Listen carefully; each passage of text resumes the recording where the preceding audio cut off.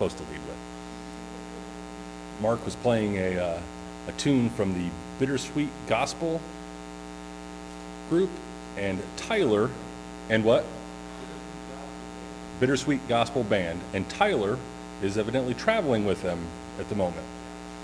So it's awesome. So when next time you hear Mark playing that, you'll make a little connection. So, Sunday morning, and is it wonderful outside or what? Oh, it's beautiful yesterday. It's supposed to be beautiful today. Again, I like fall. So we got a couple announcements, and I believe the first one is about next Sunday, and I think Pastor Janet is going to fill us in. Okay, so next week is Tailgate Sunday, and we have decided we are going to do something different rather than having it outside, since the weather doesn't seem like it'll permit us to eat outside and be tailgating. So we're going to tailgate inside, and this was Carrie's idea, to have all our tables, anyone that wants to participate can have a table set up with their favorite team. And that is not only the NFL team, but your favorite college team or your favorite high school teams. And somebody said something about Middlebury Middies. I don't know. Do you guys know? Oh, yeah. Everyone's laughing and saying, yes, Middlebury Middies. So there is someone that's going to have a table of a Middlebury Middies table, their favorite team, which I think is so much fun. If you don't want to decorate a table, please just hook up with somebody that has a decorated table to put your food on. So they're going to be around the perimeter of the fellowship hall. We will be worshiping in the fellowship hall, and we're going to be talking about community and our neighbors and who our neighbors are. We're doing that today, and how we serve, and also next week as well. So if anyone has any questions, please see someone on the worship team. That is Carrie is the chair, or Beth Shully, myself, Renee, or Dallas. And yeah, we'll try to set you straight. All right. Thank you. Hey, also, folks, wanted to let you know that your youth are traveling to a district youth event today in Ashley, Indiana.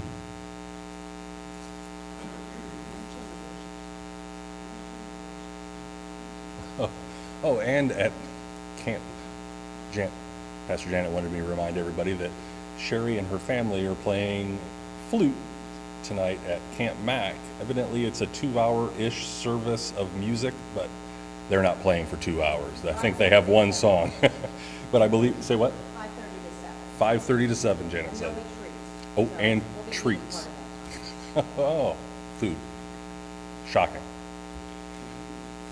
Also, in 2 weeks is when we're going to have our time change, where we're going to move our worship back to 9:30.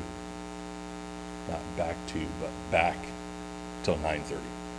Just kind of keep that up in your craw. Okay, let's open with prayer.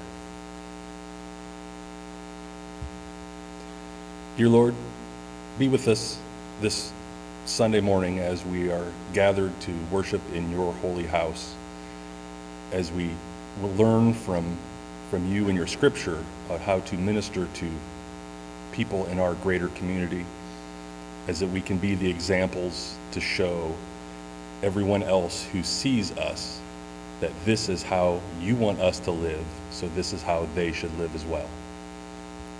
Please be with everyone who's part of the service today.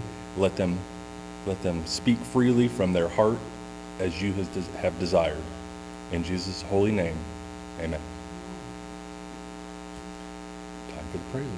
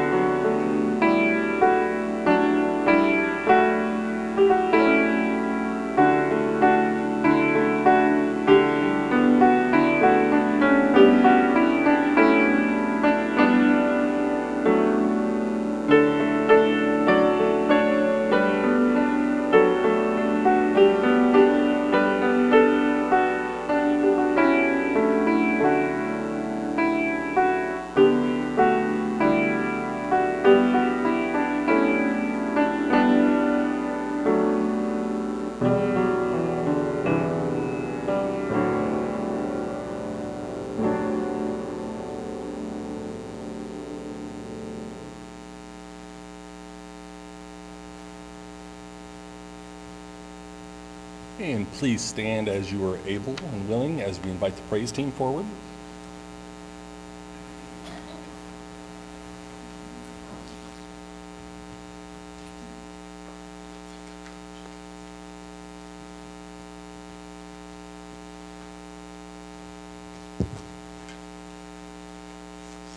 Good morning. We're going to do God of the Bible.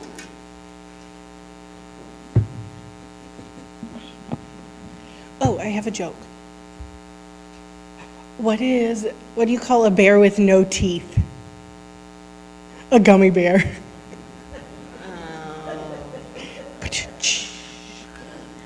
All right. Good love, Britta.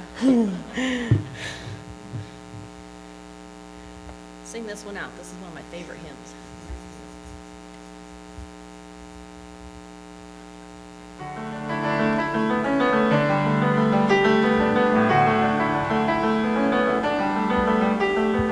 God of the Bible, God of the gospel, hope seen in Jesus, hope yet to come. You are our center, daylight or darkness, freedom or cruising, you are our home. Precious morning, sure as the sunrise, God always faithful, you do not change. Precious morning, sure as the sunrise, God always faithful, you do not change.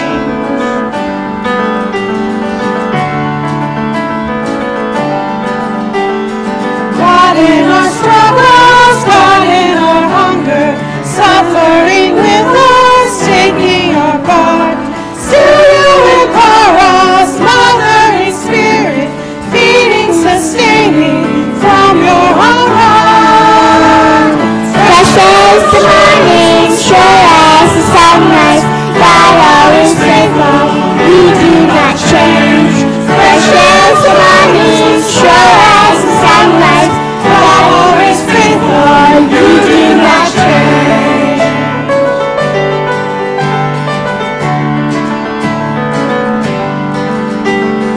Those without status, those who are nothing, you have made royal, gifted with rights, chosen as partners, midwives of justice, birthing new systems, lighting new lights. Precious the morning, Sure as the sunrise, God always faithful, you do not change. precious the morning, sure as the sunrise, God always faithful, You do not change.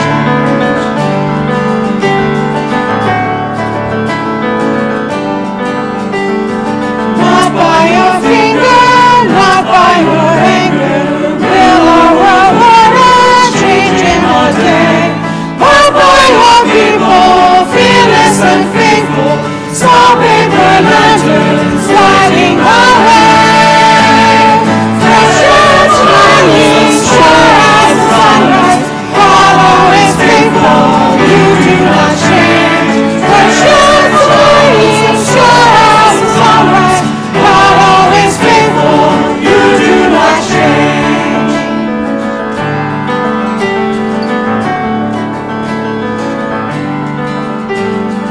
Hope we must carry, shining and certain, through all our temples, terror and loss, wanting us gladly, one to the other, till our world changes, facing the cross.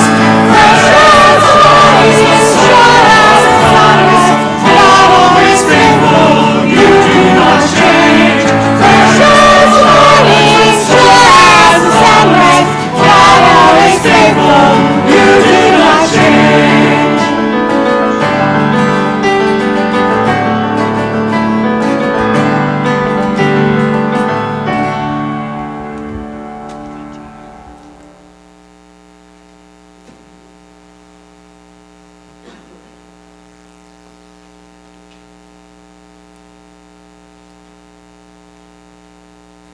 be seated.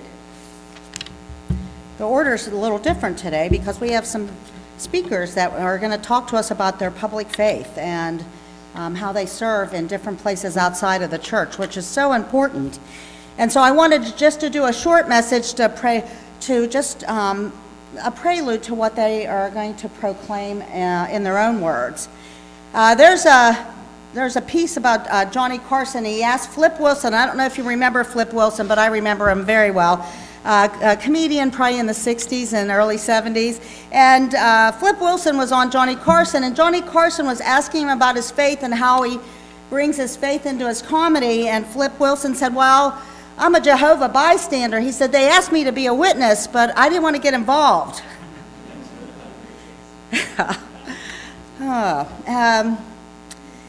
Inscribed in the cornerstone of the Napanee Church of the Brethren are these words, for the glory of God and our neighbor's good. I love that.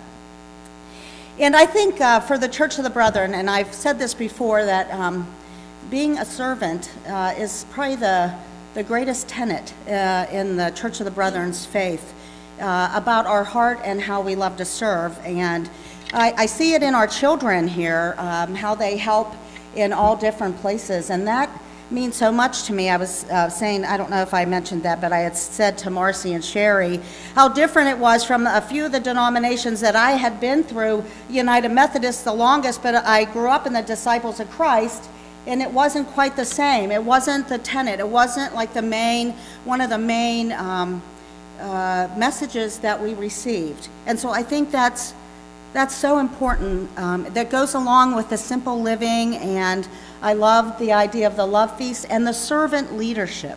And that was very striking to me, and something that compelled me to want to be here. And so when we serve and when we have that understanding that service is one of our main tenets, we are living out what Jesus did. We are living and loving our neighbors as we serve. And I think that's probably the greatest message that we could proclaim our faith in the world. So who are our neighbors? Since the Church of the Brethren in Napanee was built, the neighborhood has changed. It was farm community.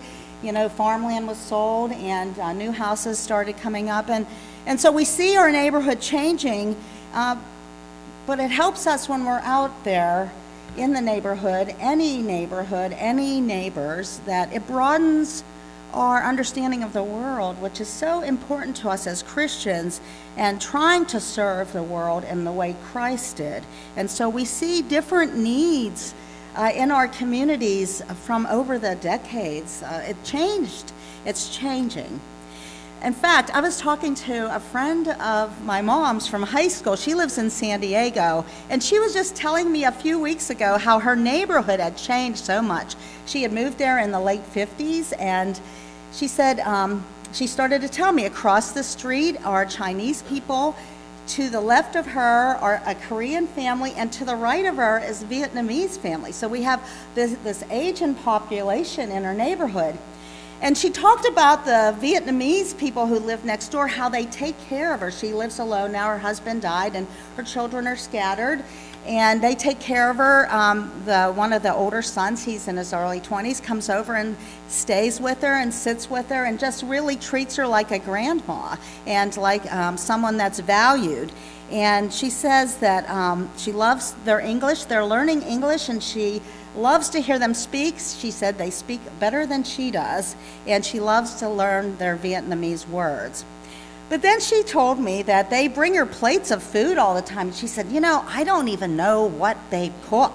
I don't know what's on their plate. She said, and I don't want to hurt their feelings, but I don't eat it. She says, when they're not looking, I bury it in the backyard. Sorry, she's my mother's friend. She didn't want to put it in her garbage, and so I thought that was pretty comical. I had to share that with you. But she loved the people, and that's really important to say. Phyllis Tickle, in her Emergent Church book, said that one of the things that the church had neglected was the theology of the world, and I thought that was a really wonderful way to say. But I don't think the Church of the Brethren fits that. I believe that in the world, the Church of the Brethren has very much been a part of in their early missions, and they weren't missions of conversion, but missions of working alongside and lifting people up in their need and what it was that would help them thrive. And so we saw like early days where they tried to go and help in Denmark, in the Scandinavian countries, and also in India and of course Nigeria. But everywhere they went, they set up schools and hospitals and places that just gave back to the whole community as a whole. And I love that. Training schools for older adults, things that were going to help the community thrive. So they were not about that. And I know that, I know Nelda talks about her aunt in that same way. How she wasn't trying to convert anyone, she would just walked alongside. And so I saw that in the Church of the Brethren. And the Brethren volunteer services, there are 129 places that we could go, that the Church of the Brethren Youth can be, and then they also have a senior volunteer service as well. There's 129 places, and all throughout the United States where there's need, and also around the world, Northern Ireland, Honduras, El Salvador, South Sudan, Japan, taking their core values, that servant attitude and that servanthood out to the people, teaching the people what it is to live in the life of God, not asking them to be converted. That's a powerful message. And so today, we're going to hear the way that the people give themselves, some of the people that are amidst us, that give themselves to service in the broader community, not just necessarily just here in Middlebury, but out in the world, and what that might look like. They're serving nonprofit agencies, but the one thing that Phyllis Tickle did talk about was not only in the nonprofit sphere and the arena, but in the for-profit, where like you can sit on boards for profit, and in the political places, in the public offices, that we can proclaim that God's goodness is for everyone, and it's all, we do things to better the whole community as God's people. And I think that's really important to know, that the nonprofit is good and for profit, because we could be a part of changing systems that could see things in a different way. And how important is that? For me, that's very important. And so as we listen to our loved ones today, our beloved of Middlebury, let's listen to how it's making a difference, what they're doing, not just in the world, but in their own lives, and how just God is calling them out into these places to do God's work. And that is serving our neighbor and giving glory to God in the midst. Thank you.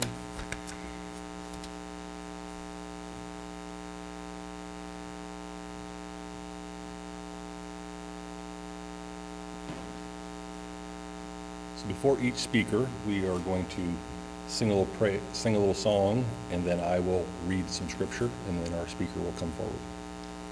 Our first hymn is Praise, I Will Praise You, Lord, on page 76 in our hymnal.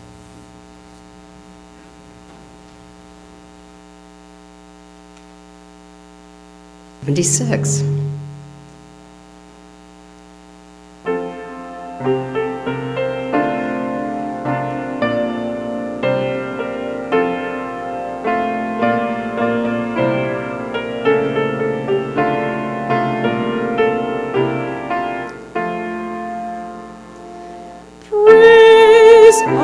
Praise you, Lord, with all my heart.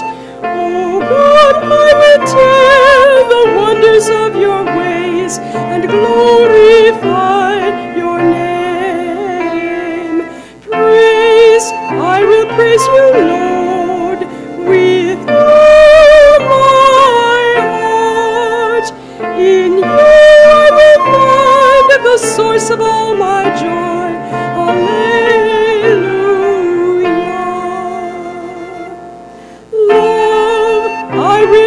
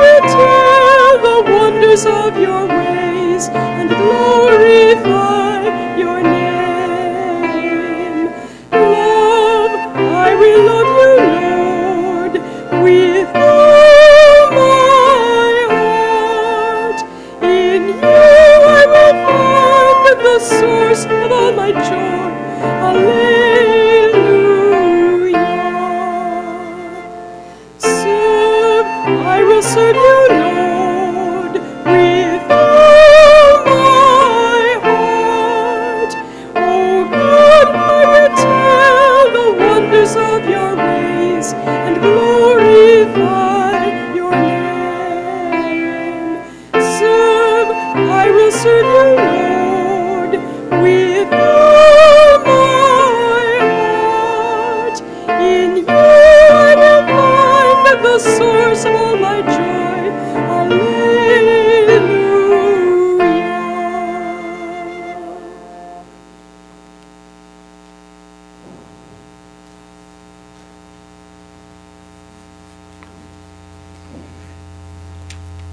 Our first scripture is from Hebrews chapter 6, verse 10. For God is not unjust. He will not overlook your work and the love that you have showed for his sake in serving the saints as you still do. I believe it's Julie.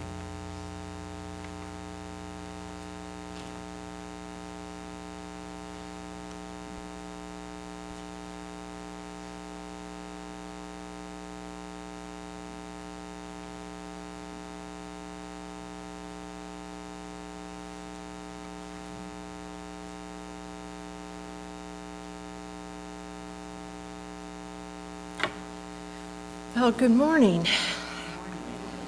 I serve as a volunteer at Goshen Hospital, and I've served there about a year and a half, one day a month.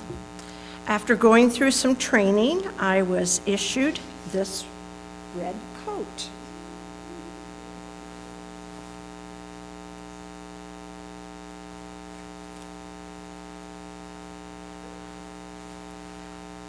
I was also issued a lanyard with a photo ID. So this is my dress for volunteering. The volunteer leaders at Goshen are very kind on working with you and arranging a schedule that fits you. So I work the first Tuesday morning of every month. They assess your talents and place you where you can use your talents. And because of my Stevens training, they placed me in the day surgery waiting area. My most important job is stopping by in the kitchen on the way in and picking up the cookies that are fresh out of the oven. So I don't forget the cookies. So anyways, my job is to greet the families and the friends that are waiting for those in surgery. I assign them a room to wait in comfortably. I offer them free coffee, free cold drinks, and of course the yummy cookies. I show them location of the nearby restrooms, the TV remotes, and the phone chargers.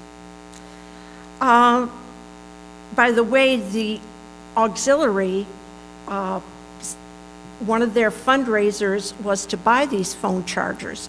So if you're in the emergency room or if you're in these waiting rooms, they have these wonderful wall-mounted chargers that fit any phone, because if you come in on an emergency or if you're there, some people for a long time, charge your phone. I think it's just a great, great idea. Sometimes it gets a little chilly in the waiting rooms, so I offer them blankets, or if they're going to lay down, sometimes the surgeries are long, so I offer them a blanket for a pillow and a blanket to cover up. And then when they leave, they check in with me so that I can take them off the list. Goshen Hospital has over 300 volunteers, men and women both. Our gift shop is a source of income. I believe, Barb, didn't you work the gift shop? Barb Anderson, did you work the gift shop? Yes. It not only offers just baby items anymore, but it has beautiful clothing, beautiful purses, beautiful jewelry, soaps, oils. It's just, and very reasonably priced. And then the profits that they make off from the gift shop, the auxiliary, the volunteers, buy something back for the hospital. One time it was wheelchairs. They needed some extra wheelchairs. So there's always something that they're trying to help out with that money. So if you know me, you know that I like to play the Mennonite, the Brethren connection game. And it serves me well in this because I'll go into the room, I'll introduce myself, and usually I can connect somehow. And I think that helps the people it reduces the anxiety because, well, there's somebody there that knows something about them or their story. So that's something that I really enjoy doing. I would volunteer more often if I lived closer. I really don't like that drive, so I limit it to one day a month, but if they call me and need help, I try to do that also. So I'm glad I volunteer. It feeds me. Thank you.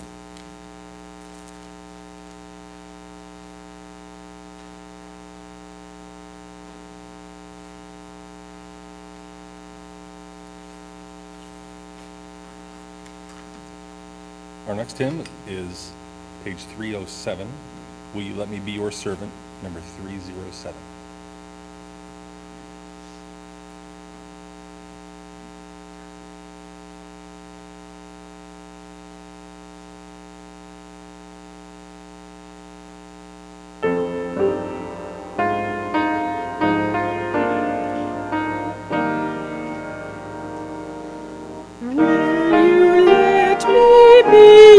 Servant, let me be as Christ to you, pray that I may have the grace to let you be my servant too. We are pilgrims on a journey, we are travelers on the road, we are here to help each other walk the mile and bear the load. I will hold the Christ light for you in the night time of your fear. I will hold my hand out to you, speak the peace you long to hear. I will weep when you are weeping, when you laugh, I'll laugh with you. I will share your joy and sorrow till we've seen this journey through. When we sing to God in heaven, we shall find such harmony. More of all we've known together of Christ's love and agony. Will you let me be your servant? Let me be as Christ to you. Pray that I may have the grace to let you be my servant too.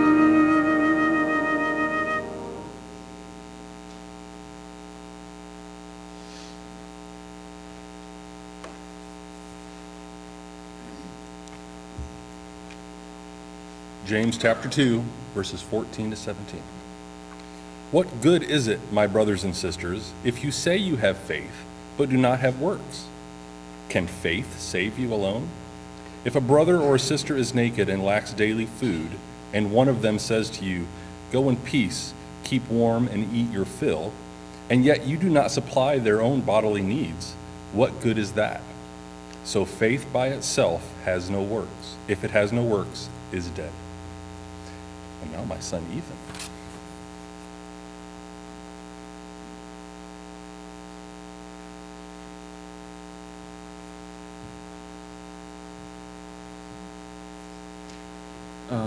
I volunteer with the Northridge High School Junior Optimist, and we are run by the Middlebury Optimist Club. So they have volunteers that come in to our meetings and to our events, but we do most of the stuff. The main thing that we do is sell cotton candy at the Northridge High School football and basketball games. and we usually make about $150 in profits a night. But 2 weeks ago, we made $250 at the football game. But we do other things like every year, Elkhart City does they remodel a house, and so we go out and we demo the house. Next week we're going to Greencroft to help people with their technology, and then the Saturday after that we are going to feed the children to pack meals. There's other events, like if somebody contacts us and they need something done, we can go out and help with that. We have meetings every other Tuesday, and everything is run by the students. As you can tell, I'm not very prepared, but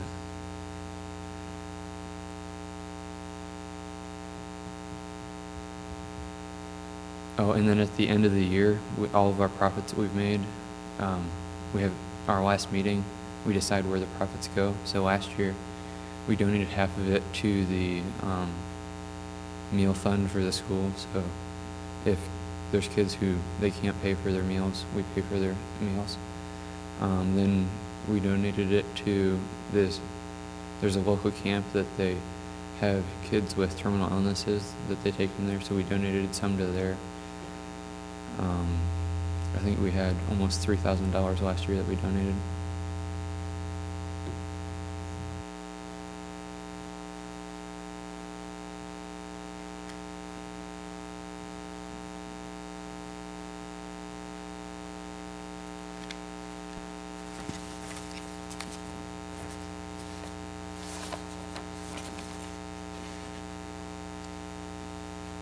Hymn number 226, You Are the Salt of the Earth, O People, 226.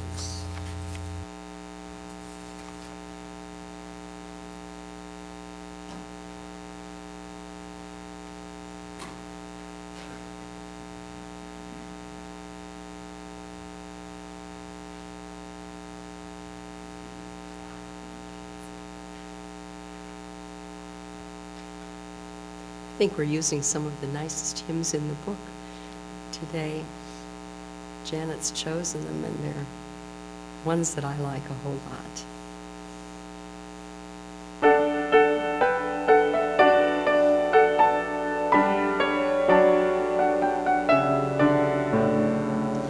You are salt for the earth, O people, salt for the kingdom of God. Share the flavor of life, O people, life in the kingdom of God. Bring forth the kingdom of mercy, bring forth the kingdom of peace, bring forth the kingdom of justice, bring forth the city of God. You are a light for the little people, light for the city of God. Shine so holy and bright, O people, shine for the kingdom of God. Bring forth the kingdom of mercy, bring forth the kingdom of peace, bring forth the kingdom of justice, bring forth the city of God.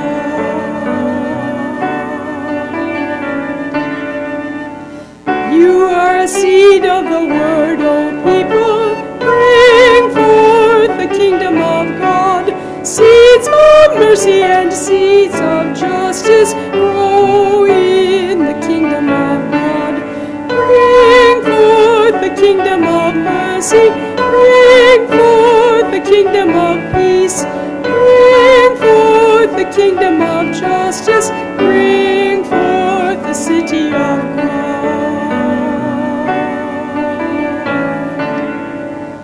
We are a blessed and a pilgrim people for the city of God.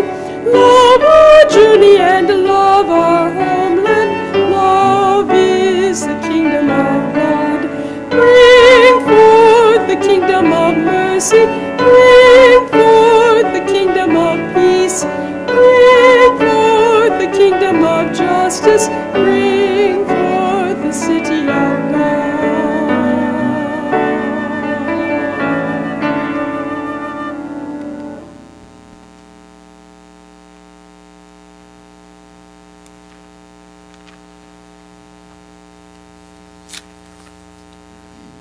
Proverbs 31, verses 8 and 9. Speak out for those who cannot speak, for the right of all the desolate. Speak out, judge rightfully, defend the rights of the poor and needy. I believe Don Anderson.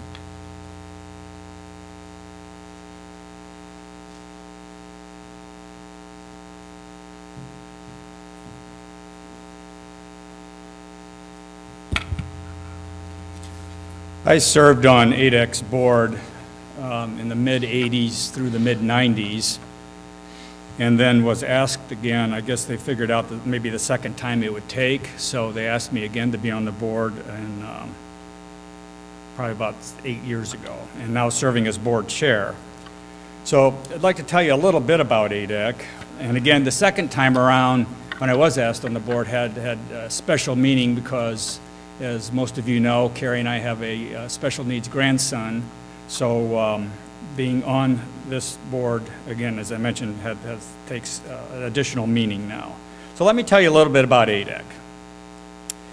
ADEC used to stand for the Association for the Disabled of Elkhart County, and that name was just shortened to ADEC some years ago. It was established in 1952 by a group of brave parents who went against the medical and specialist advice of the time and kept their children home and not in institutions.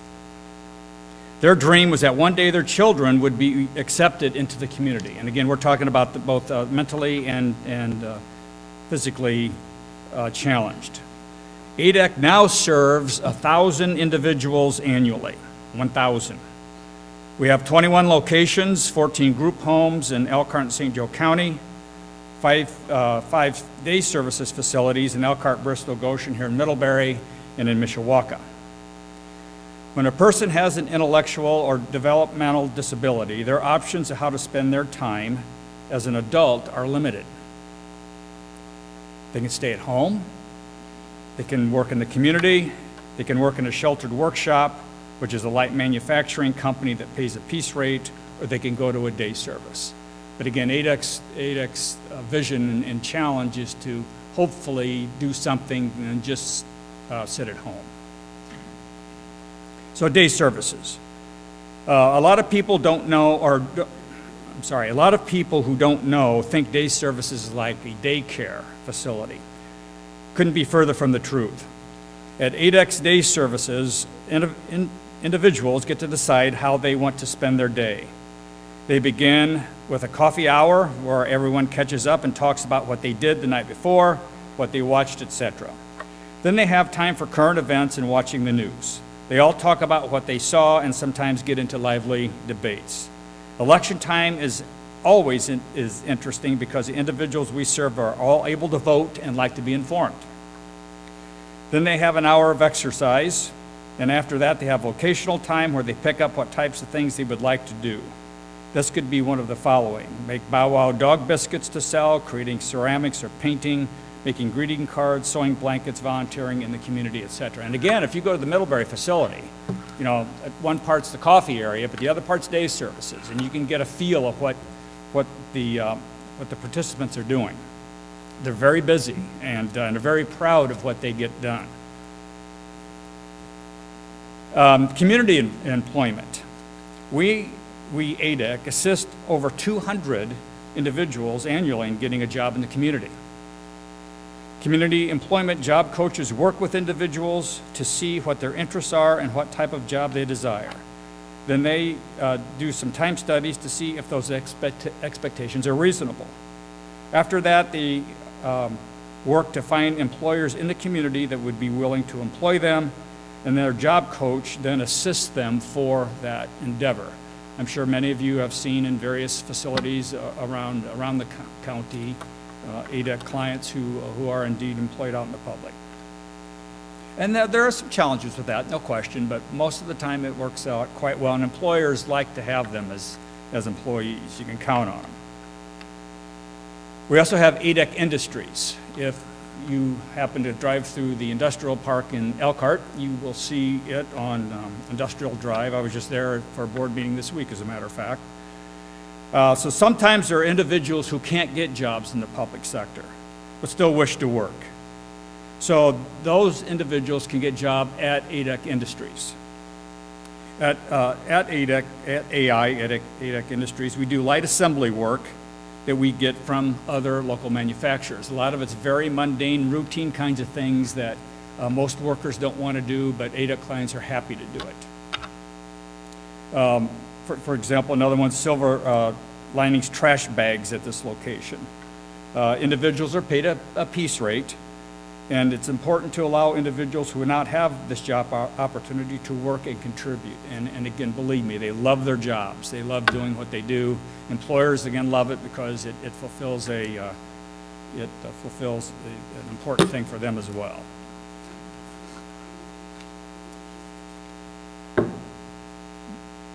We also ADEC does residential services. We have two types of residential capabilities. One are group homes, which consists of 8 housemates and supported living, which is where people live on their own in their own residence. Again, we have a facility here in Middlebury, and have support staff come in and help with that.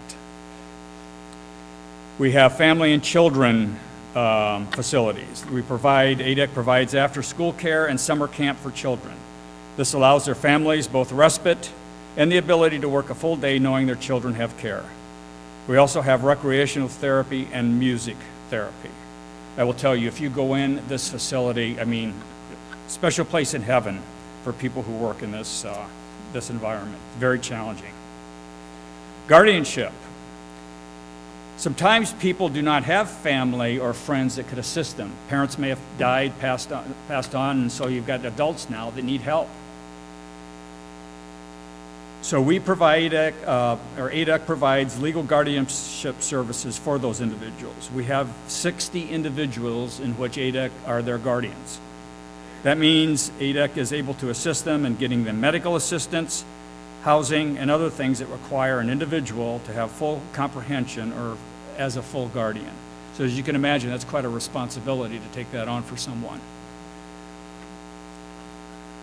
And there's a lot of accountability in that regard, as you would expect. Our guardianship committee, there are very strict guidelines as to what they have to do for folks and how to do it. But we also do some fun stuff. As I mentioned earlier, we have 2, soon to have another one, coffee houses called Gaining Grounds that are open to the public. The new one's going to be in Bristol. I don't know if you've driven by on 120 recently, but there's an addition going on to the main campus at Bristol, and part of that is going to be another coffee facility. These coffee shops sell art made by ADEC clients, certainly sell coffee, and have great conversation. ADEC also has a 70-member basketball team that plays once a week all winter long. Anyone who wishes to be on the team can. To challenge them, we play against local groups, including businesses, fire departments, and many other groups. You have in your bulletin, Frank Stevens is coming to our annual meeting, which is going to be held October 25th. And if anyone is interested, see me. I can be certain to give you tickets. But this is always a really fun event. It is, awards are given for various things. And I mean, you have never seen a group of happy people when their name's called for something. And I mean, their compatriots yell and cheer for them. And it's a ball. We have the best time going to this. One thing that happened for the first time earlier this year, was ADEC had its first annual, or I don't know if it's going to be annual or not, but had a ball. Literally an official ball where tuxes and gowns were worn by clients, and and it was out at the RV Hall of Fame, and we had a band, and we had Neil, and it was Dallas and Wayne went with Carrie and I, and it was just so much fun to see them lifted up and enjoying that night. And it was their night, and they got to do what everybody else gets to do. So ADEC really works hard.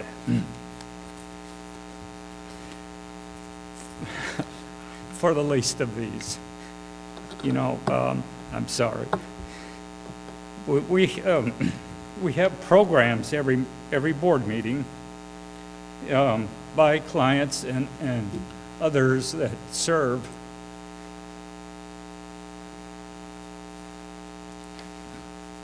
And we are so fortunate to have a facility as this that reaches out to help the least of these. And I'm proud to be part of it, a small part to be certain. I mean, it's the people that go out and do it day in and day out, hands-on, that bless their hearts. You know, it can be tough duty. When you apply for a job at ADEC, you are asked, I mean, you're going to have to change adult diapers and clean up after people, and it's not a glamorous job. I mean, it just isn't. And in today's environment, with the economy as it is, we're blessed by that. We have low unemployment rate. But when you try to staff for ADEC positions, you know, it's not glamorous. And so we struggle with having folks to come work at ADEC.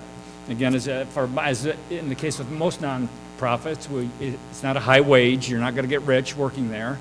But nonetheless, we got this dedicated group of people that are just magnificent. And again, I'm just so thankful to be able to be affiliated with an organization as this. Thanks.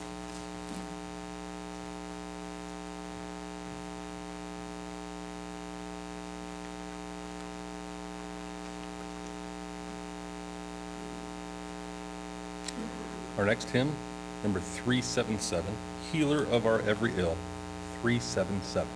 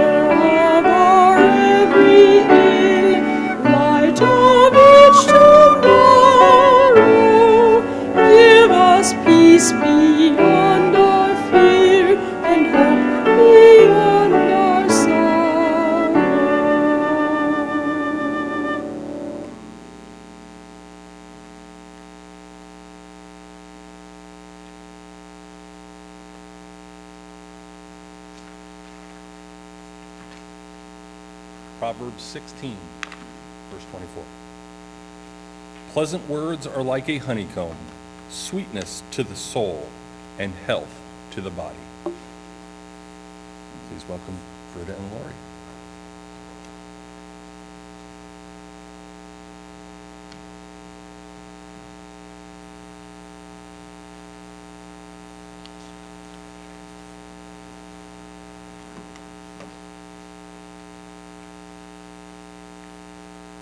Good morning.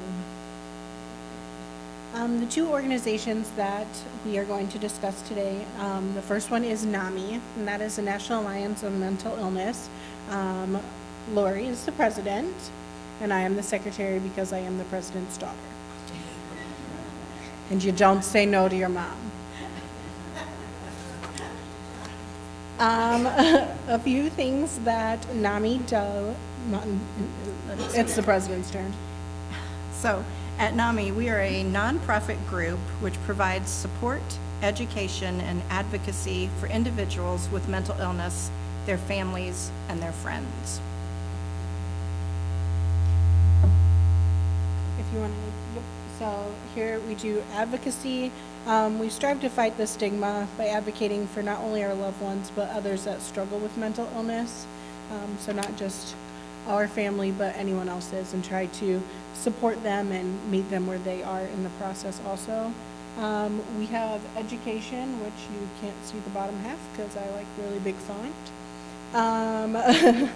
We have family-to-family classes. So mom, dad, grandma, and grandpa took the family-to-family class when Braden was first diagnosed. I was in BVS at the time, so I was living in Florida. And so I took family to family when I got back so that I could understand how to appropriately respond to Braden, because I left being 4 years apart. He was a senior in high school when I was a senior in college, and then I went on to BVS. So I came home not really knowing Braden since he was like 15, because I was gone for 4 years in college. So how I had to learn how to respond to my brother. And instead of just being like, you're talking out of your mind, like I can't stand you, I had to understand like, nope, this is his reality. And I had to meet him where he was. And so family to family gave me that understanding and how to appropriately respond to him, and how to also meet my own needs as adjusting to a sibling of someone with a mental illness. And so our family got that education, and I think out of that class, the biggest thing that anyone can take away is you don't know what you don't know. So for all these years before Braden was diagnosed, we would just respond to him as you would respond to anyone, but you don't know what you don't know. And so I think in the community with others, if we see people that just are a little peculiar at the grocery or things like that, like we don't know what they're going through, like I don't know what I don't know. And so just responding to anyone that I encounter, how I would want anyone to respond to my own brother. So I try to keep that in mind.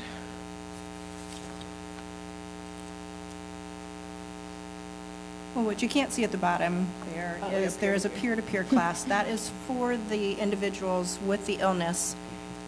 They can also attend a class. They learn about their own illness and what support is out there for them and resources, that type of thing.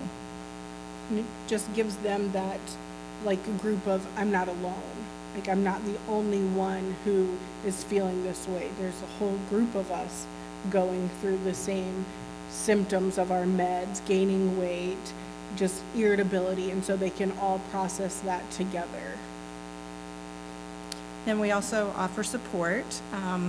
We meet once a month. We have a family support group, and that is for family members and loved ones of the individual with mental illness. So we get together because no one really understands what you're going through unless they also live it. You know, we can tell you about things about Braden, how quirky he is, but you may not really get it unless you have a loved one who's the same way. So the support group is good. We get together. Some people just need to vent. about how things are going. Other people need information on how to get like disability for their loved one, things like that. So those are the types of things that we work through at our support group.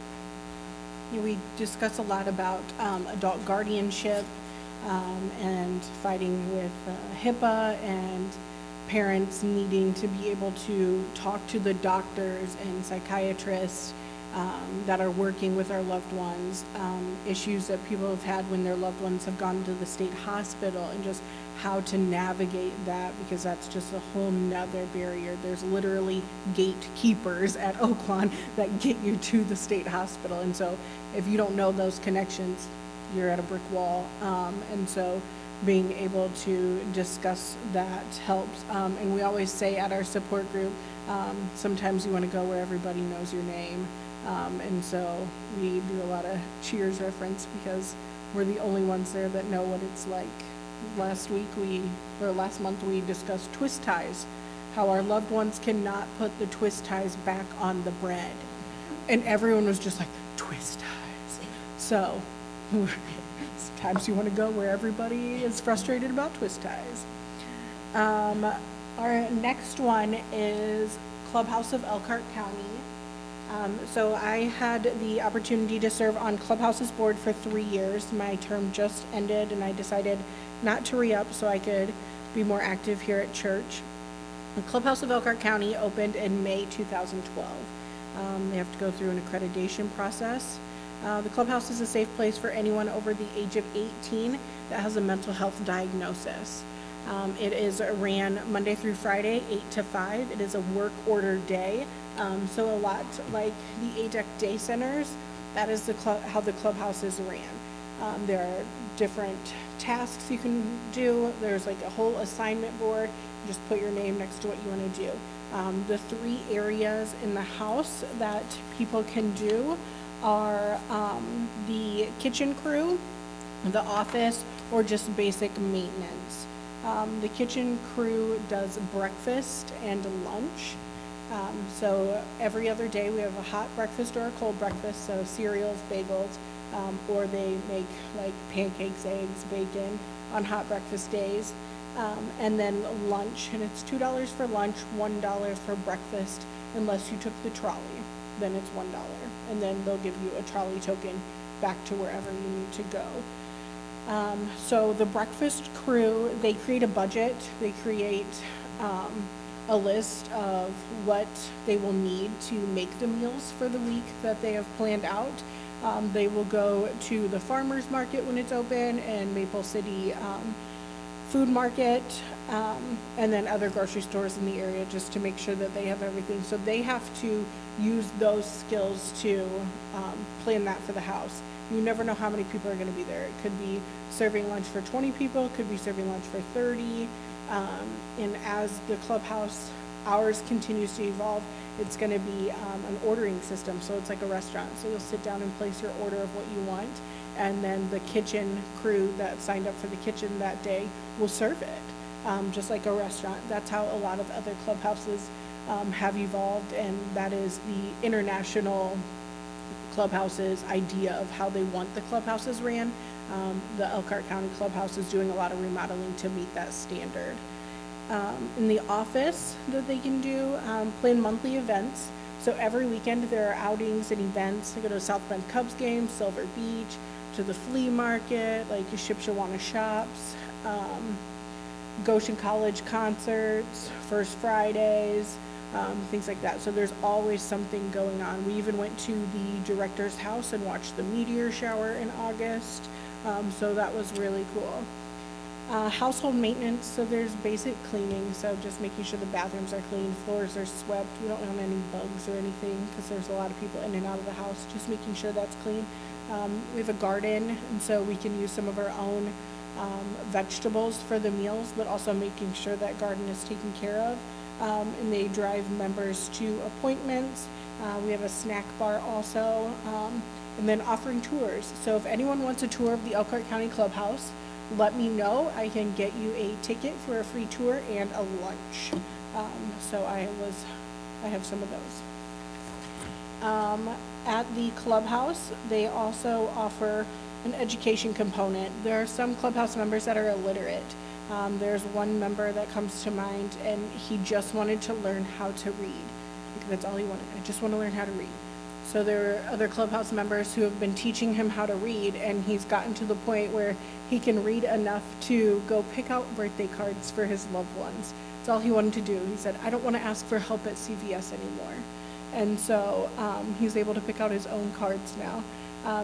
A lot of people, when they have their psychotic break, is between 18 and 25. So some of them don't get to finish high school. Some of them don't get to finish college. So they have GED classes there that they can do that. And if they want to return to college, there are laptops there. There's a room just in the house that has computers that's just quiet, and it's just like the learning area. And so that's part of the work order day that they can do, is just go study. And so the members support each other, and so it's just been an awesome experience being able to be part of that. I was able to go to the international conference and see all the different clubhouses throughout the world, clubhouses in Hong Kong, and so things like that. And just knowing the stigma, it's not just here in the States, it's everywhere.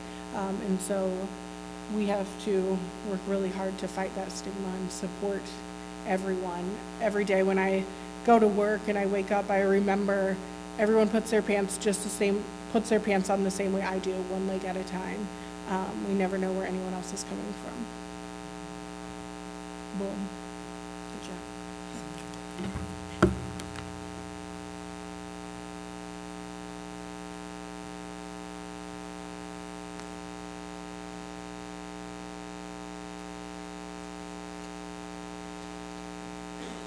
Our final scripture for today, Matthew 25, verse 35. For I was hungry, and you gave me food. I was thirsty, and you gave me something to drink. I was a stranger, and you welcomed me. I think Jess Kripe has come. You're up.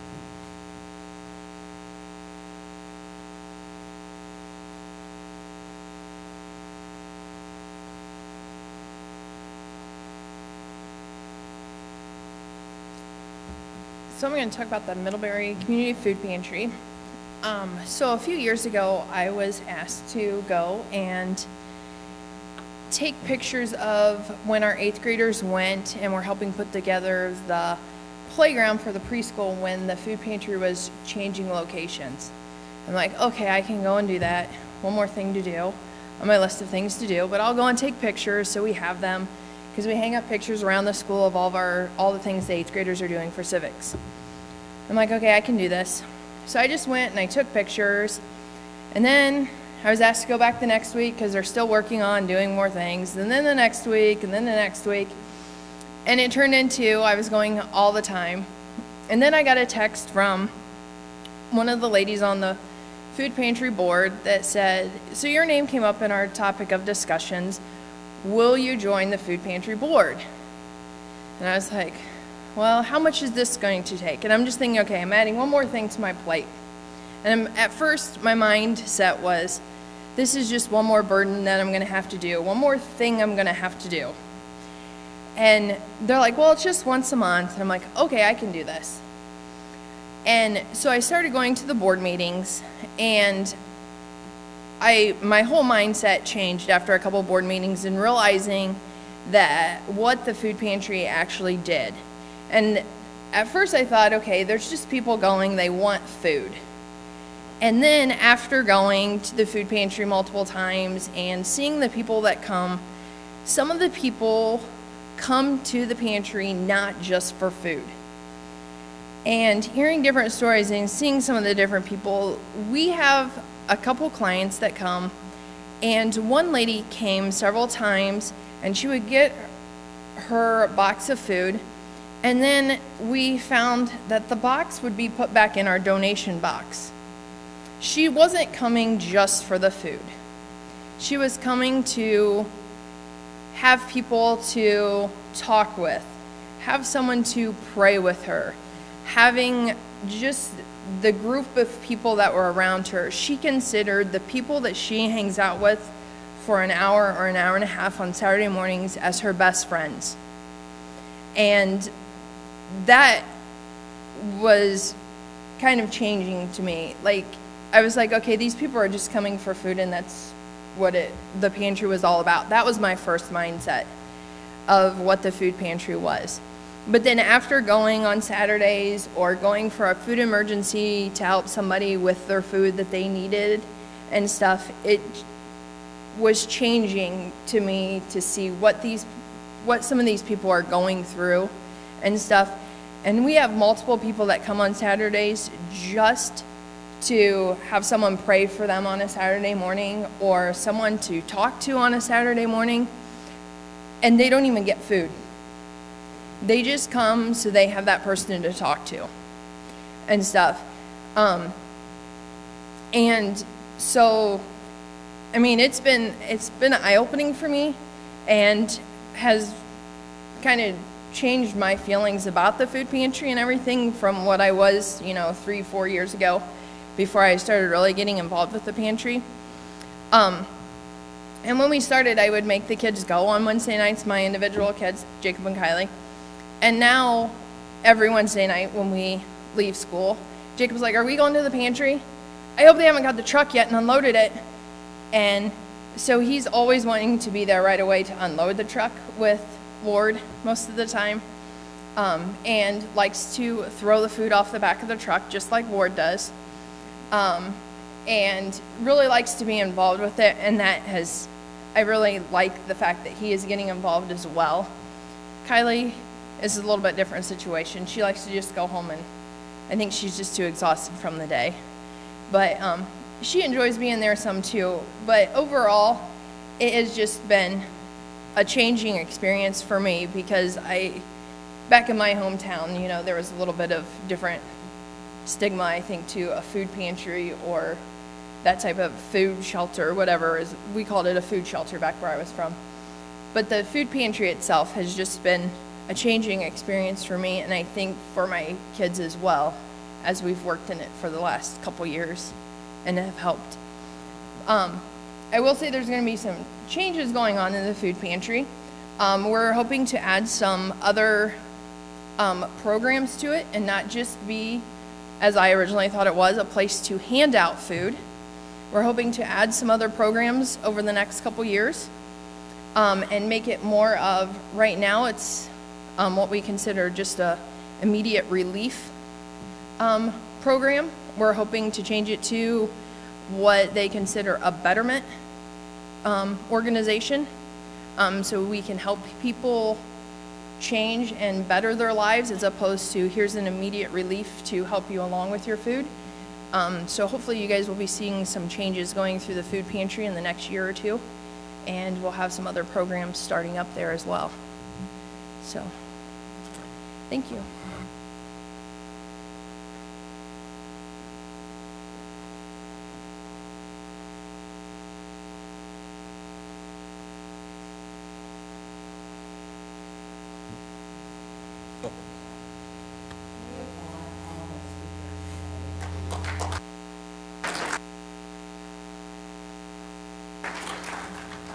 Janet also wanted me to make a little announcement that we are going to do our 2 cents a meal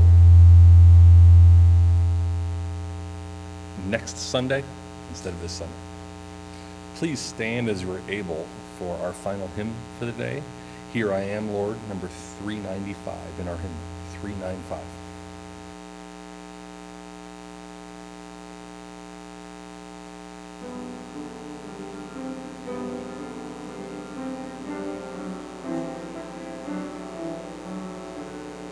I, the Lord of sea and sky, I have heard my people cry, all who dwell in dark and sin, my hand will save.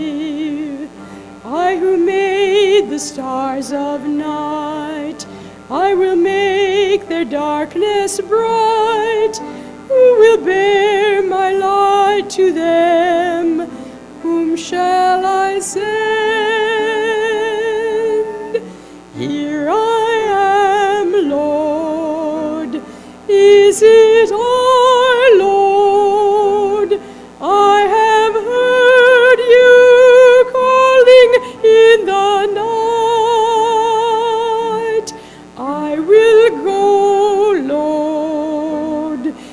If you lead me, I will hold your people in my heart.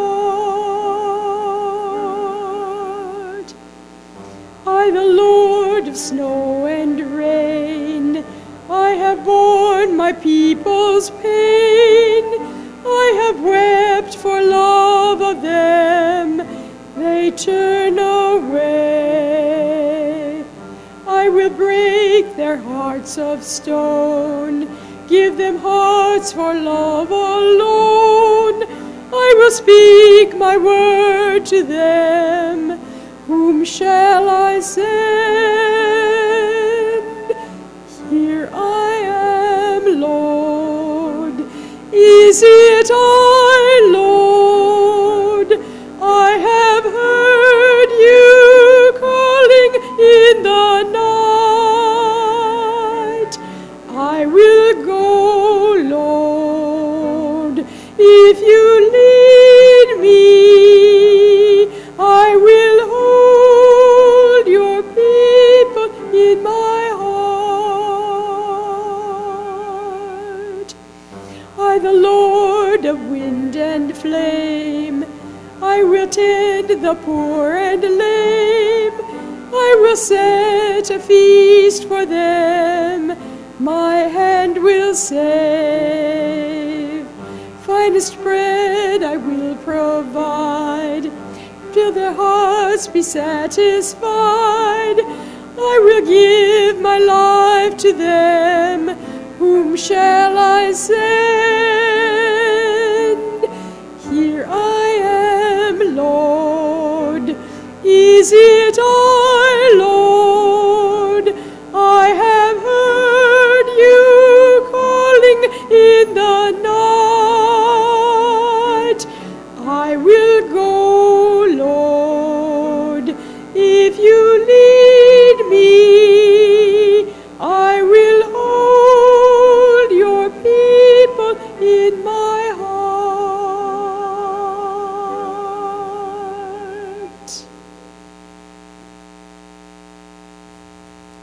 Please grab your bulletins so we can read responsibly. Blessings for the read. You'll read the bold. Go to celebrate the God who is our home forever. Go to follow Christ's example in loving God, self, and neighbor. Go with the Holy Spirit to change the world with love. God's love goes with us.